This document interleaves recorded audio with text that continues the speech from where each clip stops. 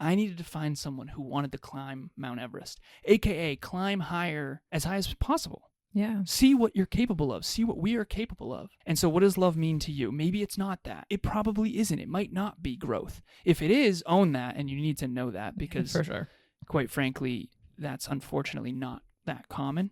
You and your partner, let's say you guys are in bed and you're on your phone scrolling, you're missing this energetic presence. And if you're not energetically each other's primary focus, your primary focus is your partner. And when it's not that and it's in the background, right? Let's say you're scrolling, your phone is your primary focus. Your partner might be the secondary. We want to swap that.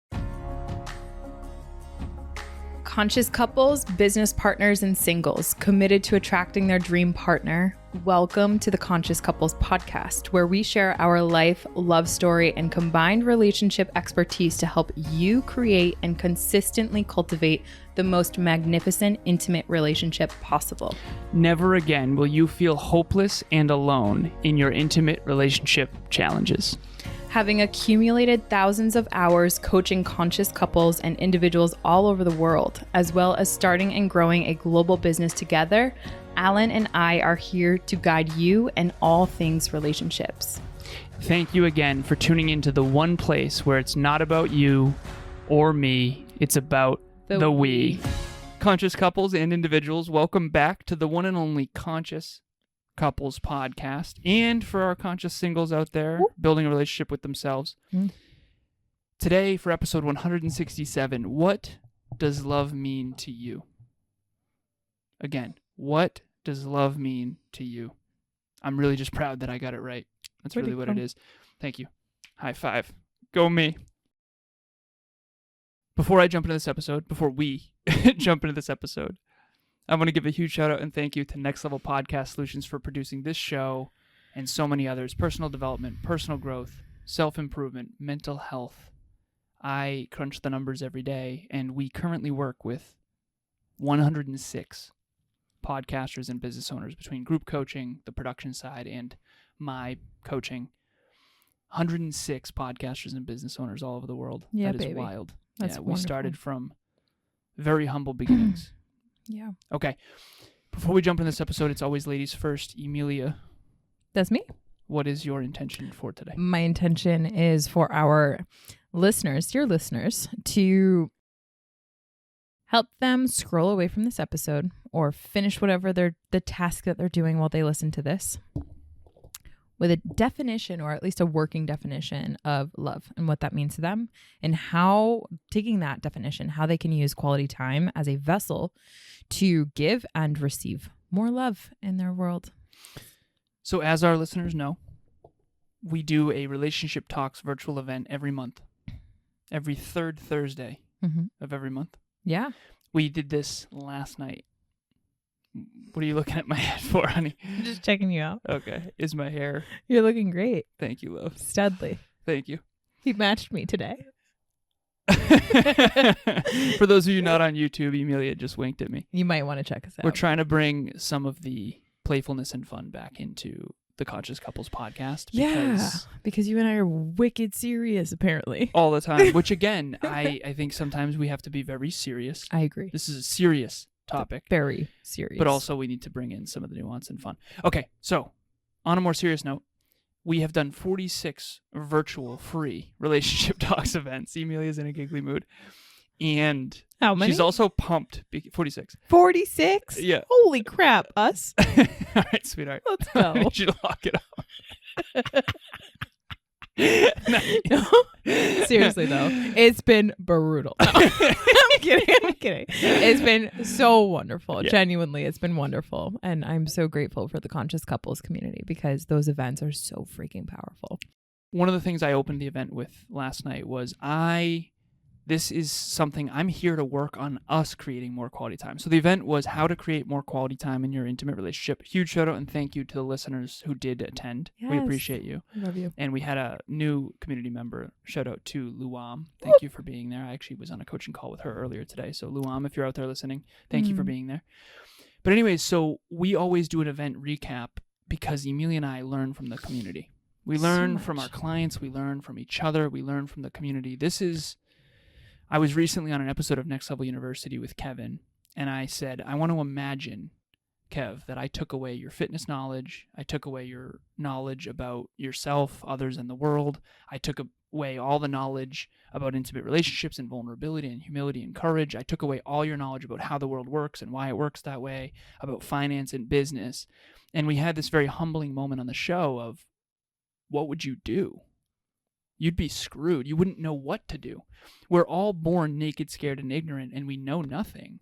Of course we're going to screw up our relationships. And one of the things that we don't know is what love means to us. And so the biggest takeaway that I have from the event last night is Emilia created a slide where it said, love is blank. Like, so fill in the blank. Fill in the blank. Yeah. In the chat. Yep. And then the other part of the same slide said, quality time means blank. And people had trouble answering it. You had a pretty long esoteric answer, which as I would. Yes. And I had my answer as well. And we're going to give ours as well because we want to leave it by example. But one of the things, there was a couple things that came through the chat I'll share anonymously. And by the way, those events are not recorded. They're totally private, and everyone gets the slides in the private WhatsApp group. So if you're not in there yet, reach out to Emilia or myself. Mm-hmm. So 2 things came through the chat that I thought was fascinating. One of them said, love is not for me, ? And then she said, I have some work to do. First of all, thank you for your honesty. So proud of you. Yes, if you are, this is a client of Emilia's, if you are out there watching or listening, thank you so much for being so honest, because that's progress. And I respect honesty more than I ever have, because that's where the work is done. Mm-hmm. Just honesty of, not for me. Oh, so maybe I don't feel deserving of love. Interesting. Right, okay. Right. And the other one that came through was unconditional ? Love is unconditional ? And then the next part of it was, does that even exist ? Mm-hmm. So there was a lot of uncertainty around this whole thing. My answer was, love is growing together, not apart. And I recently talked to Emilia behind the scenes before this episode. It's building a bigger, better, brighter future together for ourselves, for each other, for our family, and for the world. And being the change we wish to see in the world. I think that's what love is. And when I look at past relationships, when I wasn't building with them, I didn't feel as in love or as aligned. Yeah. And it makes sense now, because we never sat down and talked about, what does love mean to you? Right. Because they would have had a very different definition than I did. And so, sweetheart, to lead by example here, what is your definition? What does love mean to you? Yeah. So what's interesting when you ask this question, the words are definitely going to be different than what I had said in the event, but it's the essence ultimately of the words that matter to me when it comes to filling in the blank here. Love is, right? Love is the highest vibration that exists in this universe. What I know love is not, which might be helpful for our listeners to also do with me. What is love not? To me, love is the highest vibration in the universe. And what it's not is a suffocation of essentially the environment to which you and I can connect, can exchange who it is we are at the soul level.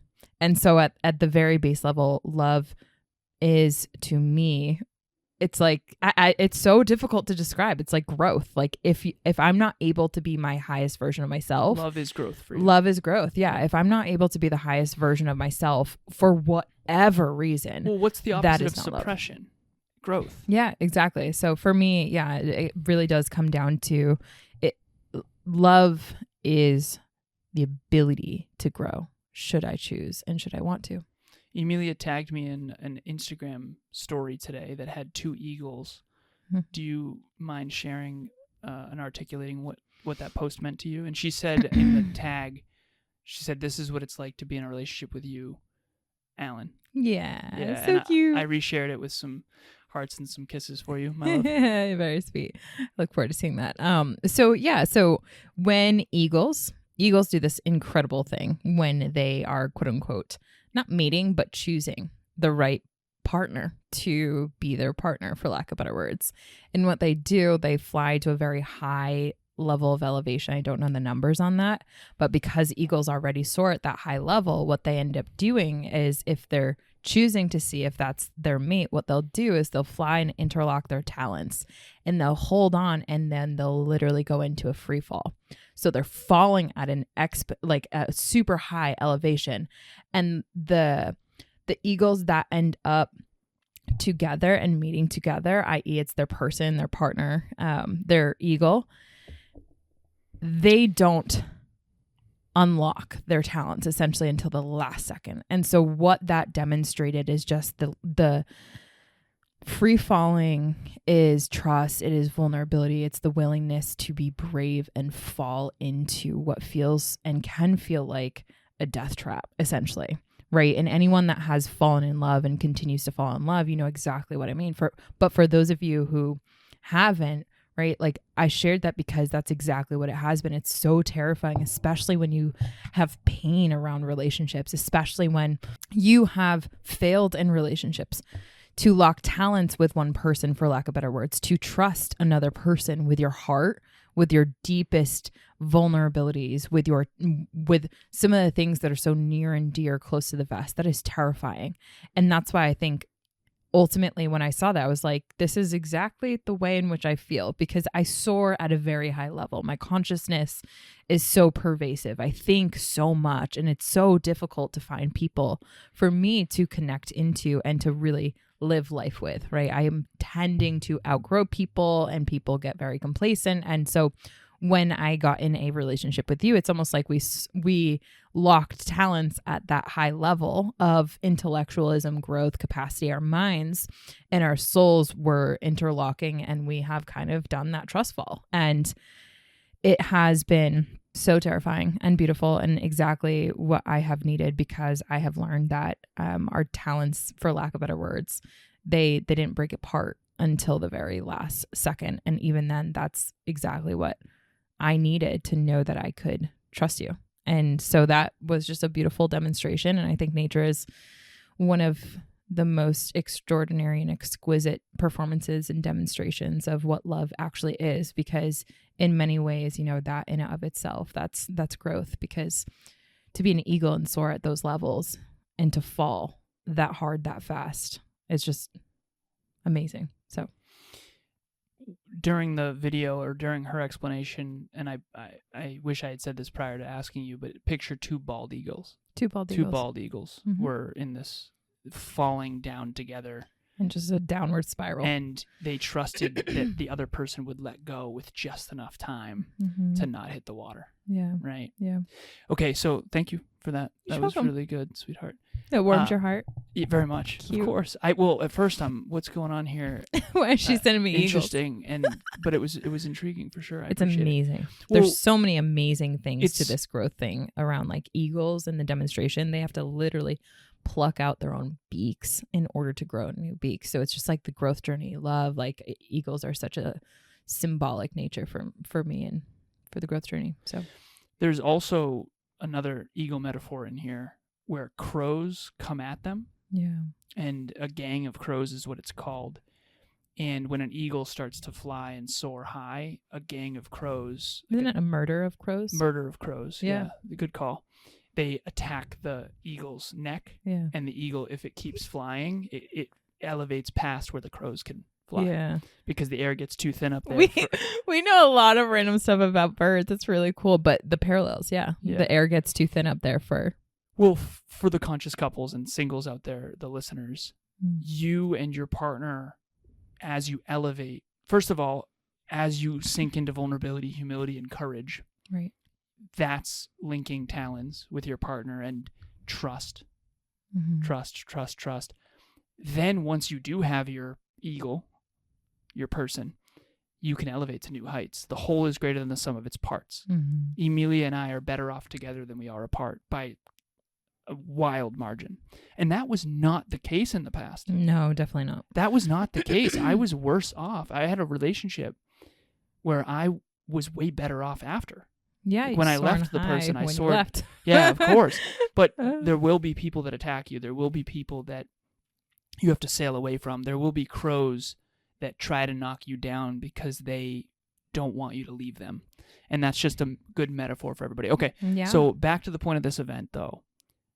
Love is blank. We just answered for us. We want you to be answering for you. So you can either write this down if you're driving, don't, but think about it. Contemplate. Definitely. What does love actually mean to you?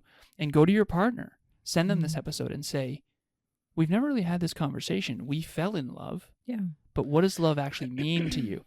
I knew when I first met Emilia is growth.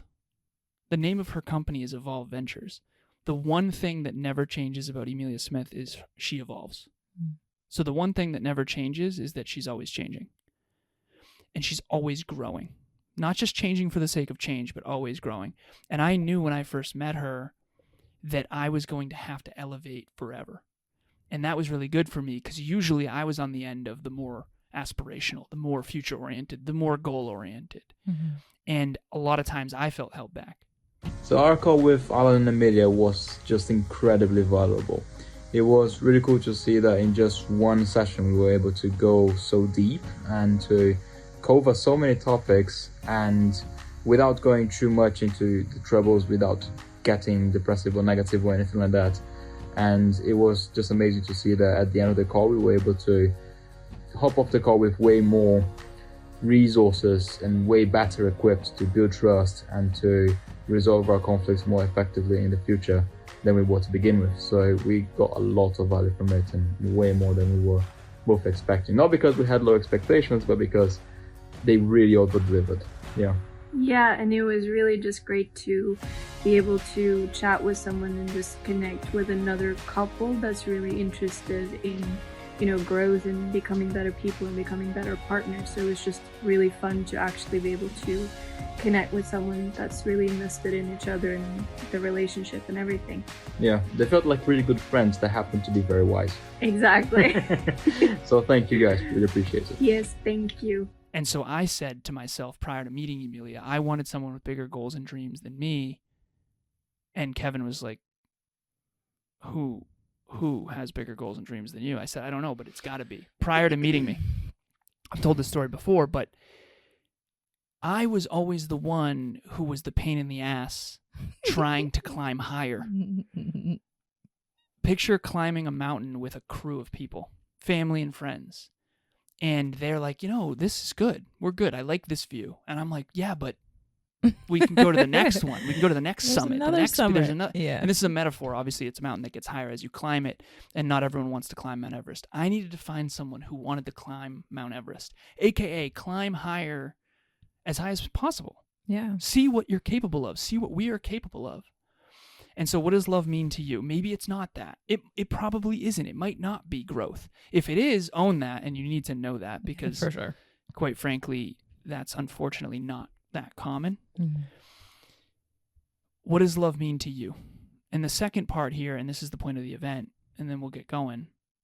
What does quality time mean to you? Because Emilia and I's quality time, a lot of it has to do with building.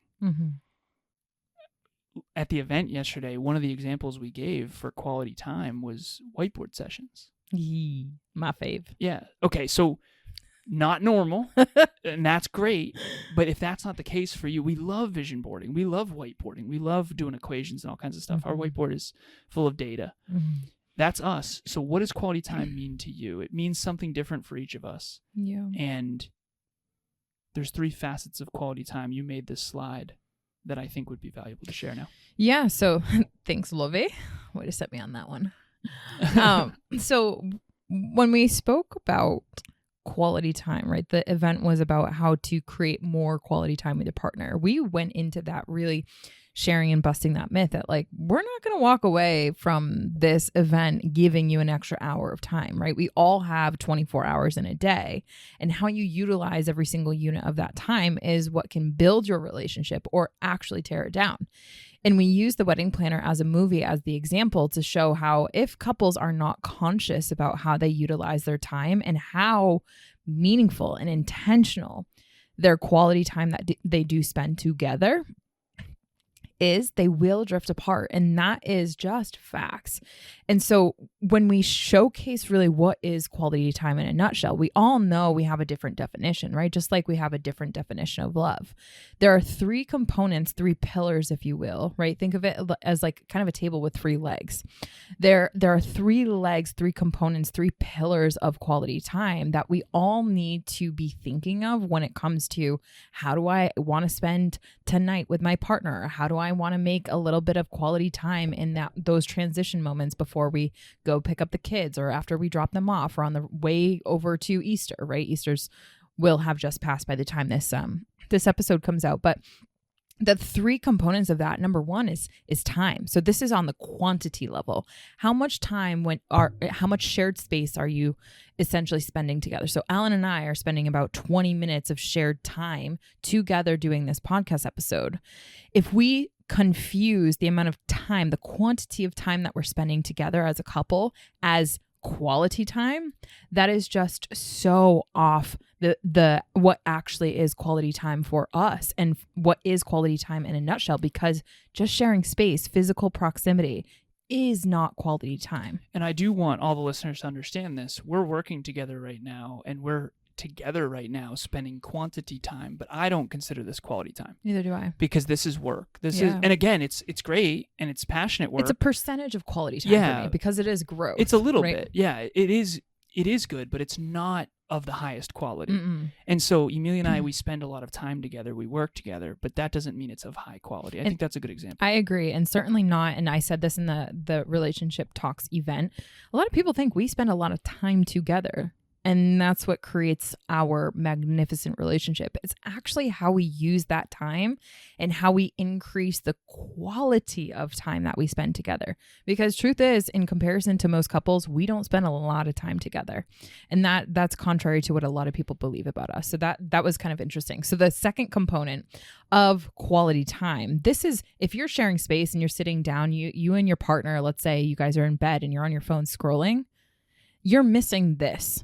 Right? Which is the second component of quality time. It is energetic presence. And if you're not energetically each other's primary focus, there's a thing called secondary and primary focus. Your primary focus is your partner. And when it's not that and it's in the background, right? Let's say you're scrolling through Instagram or you're doom scrolling and you guys are sitting on the couch together unwinding for the day. Your phone is your primary focus. Your partner might be the secondary. We want to swap that, especially because you mentioned this in the event.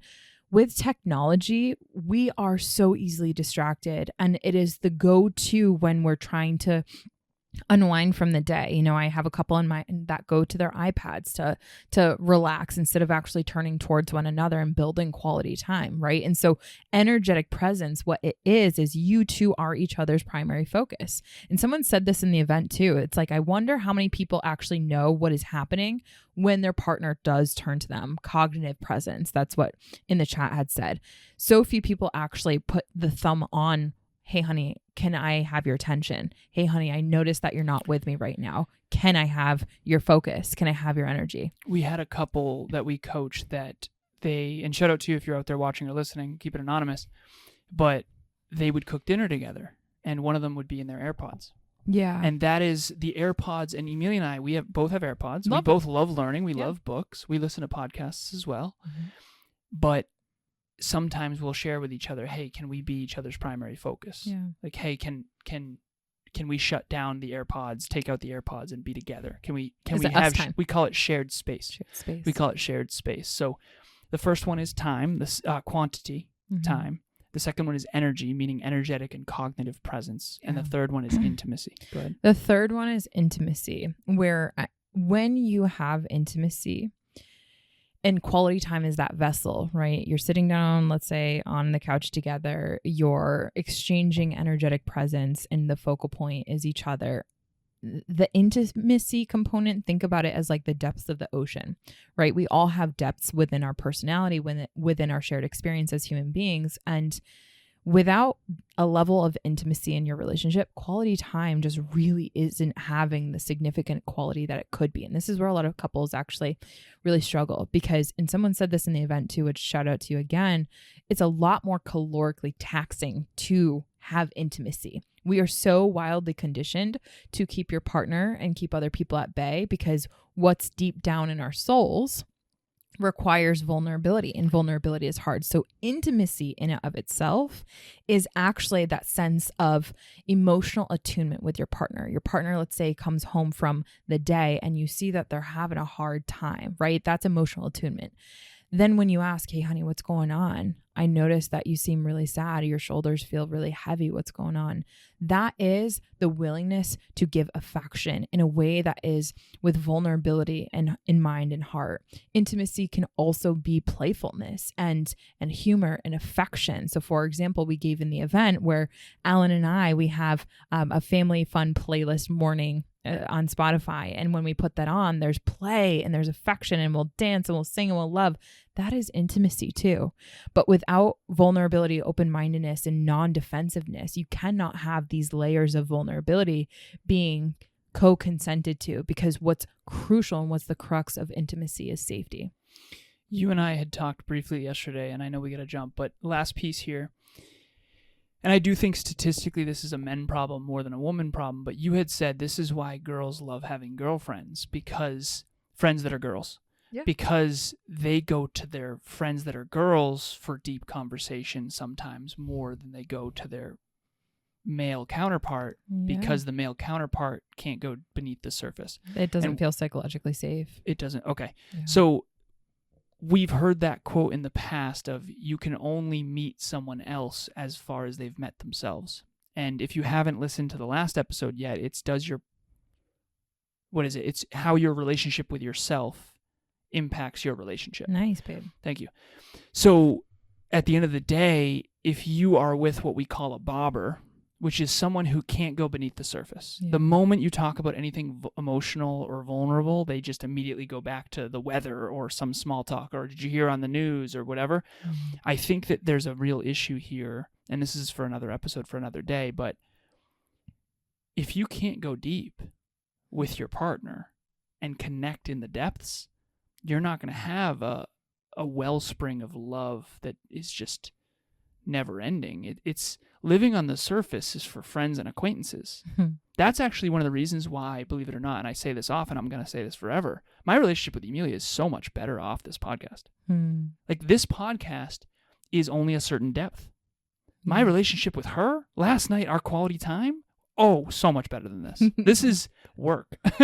This is a surface level episode, and even this is it's still deep quote unquote, for some people, but it's not deep compared to our conversations behind the scenes, and that's okay. Yeah. And the relationship talks events are a little deeper, and they're private on purpose, right? And then the one-on-one coaching is even deeper than that. Yeah. So if anyone out there is watching or listening to this, and you're a conscious couple or single, and you really want to go a little deeper, that's where all the gold is. You want to dig a little deeper with us, come to the Relationship Talks event, the next one we have. Emilia is going to talk about that, and really do your free conscious couples relationship talks coaching with us. You can do it alone or you can do it with your partner, entirely up to you. Just make sure you come with humility, courage, and vulnerability, and let's go down to the depths and see what's really going on in each of you so that we can make sure you grow together, not apart. Yeah, so powerful. Our next invitation, link is going to be in the show notes, is going to be our Relationship Talks event. So you just listened to an event recap and a spin-off on that, on some of the depths that Alan and I learned from. And we're always going to do that. However, you get so many goods and walk away with so many golden nuggets that you can apply instantaneously in your relationship. So the next one is going to be, what is your partner's fight language? Shout out to Amy. Suggestion to that episode, when essentially you feel like you're cornered or unconsciously you feel as though your partner is coming at you or making an assumption or making an accusation, we all go into what's called a fight response. And so our fight response is how we show up in the seasons of conflict. And what does that do to your relationship? That starts to tear it apart. So not only do you have a fight, but then you start to find yourself in these patterns of fighting in a specific way because you respond, you have a fight language. And so we're going to go through the different fight languages in that event. You're going to walk away with your own, and you're going to learn how to break the cycle and how to communicate in a nonviolent communication framed way so that the patterns that you're stuck in right now, you can step outside of them and you can start to grow an intimate relationship without having to go into fights. Emilia and I have been together for 5 years, and when we first got together, she said, we're never going to fight. And I said, how is that going to be possible? We can't be perfect. Like, how is that going to be possible? And to this day, there's been no storming out. There's been no slamming of doors. There's been no raising of voices or yelling at each other. There have been a few times, I must admit, where I was increasing the decibel level. And Emilia said, what's going on with the forehead? And hey, I need you to tone it down a little bit. So I give it to her more than me. And Same. I've had your my emotional moments, for regulation has been far better. But here's my point. If you want to stop fighting with your partner and stop hurting each other, which is, by the way, why we live on the surface. Because once you let someone into the ego metaphor we talked about earlier, it can be really scary when your heart is vulnerable and open. Because that's why falling in love is so scary. Mm-hmm. Because it's so easy to break trust when you accidentally hurt each other with your fight responses. Mm-hmm. So we have the 25 conscious love languages. We're going to put that digital asset in the show notes. 25 conscious love languages, which is a much more comprehensive addition to the work of the 5 love languages that most people know about with Gary Chapman. Mm-hmm. And that's our most powerful asset that we've ever done to date. 25 conscious love languages. There's a worksheet.